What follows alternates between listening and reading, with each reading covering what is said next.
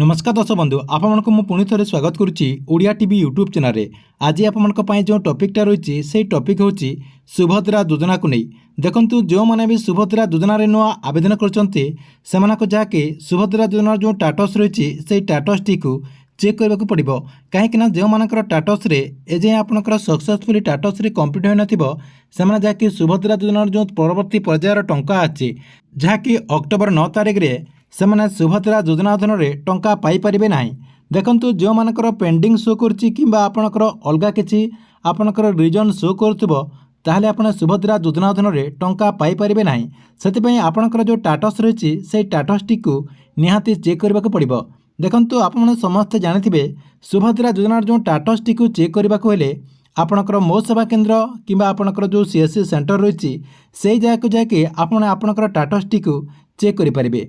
आज किंतु आपण वीडियो माध्यम जानीपर जे सुभद्रा योजना जो स्टाटस रही से स्टाटस टी को आपण बिना आपणकर सीएससी सेंटर किंबा आपणकर मो सेवा केंद्र को न जाइकी आपण घरे निज मोबाइल माध्यम रे से स्टाटस टी को चेक करें जहाँकि सरकार तरफ गोटे नुआ प्रोसेस रही से प्रोसेस माध्यम रे आपणकर स्टाटस टी को चेक करके जानीपर जे आपणकर स्थिति कौन रही आपणकर वर्तमान पेंडिंग रही कि अंडर प्रोसेस रही कि आपणकर रिजेक्ट हो जाइए कि आपणकर सक्सेसफुली सबकि ठीक रही आपण सबकि निज मोबाइल माध्यम रे घरे चेक करें। तेबे आपने केमिति ता चेक करें एवं चेक करने कौन प्रोसेस रही जहाँकि आपको मुझे वीडियो माध्यम रे पूरा डिटेल जनइबी से वीडियोटी को शेष पर्यंत देखंतु। ता पूर्व वीडियो को गोटे लाइक कर दिंतु एवं जो मैंने चैनल को सब्सक्राइब करना चैनल को सब्सक्राइब कर दिंतु।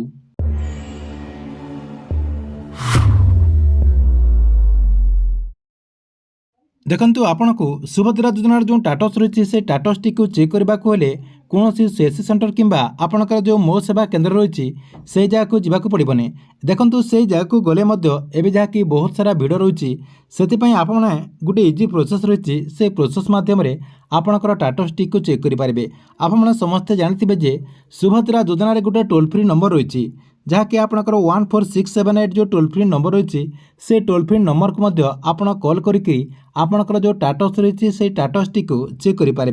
या सहित आपण मन जहाँ भी क्वेश्चन रही सब क्वेश्चन आपने से टोल फ्री नंबर को कॉल करके पूरा डिटेल जानीपर।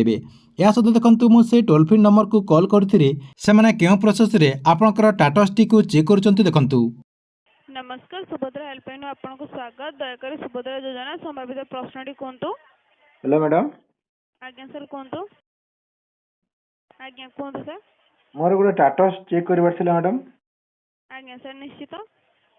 से नंबर टा लिखंतु एप्लीकेशन जो नंबर रही। आज्ञा सर कहतु।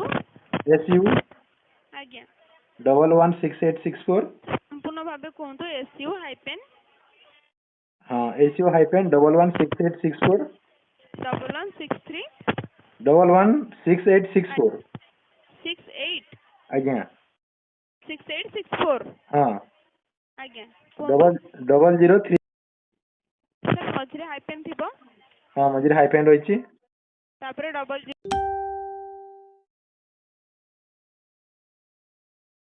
आज्ञा एटा ठीक आपण आज्ञा सर आपनको स्टेटस टी जो अंडर प्रोसेस शो करूची। आज्ञा आज्ञा तो व्यस्त होतनी अंडर प्रोसेस आपनकर वर्तमान पई वेरिफिकेशन सरीची केवल प्रोसेस रे पड़ी छी प्रोसेस सरला परे ई सुविधाटी पाई परिबे सर। आज्ञा आज्ञा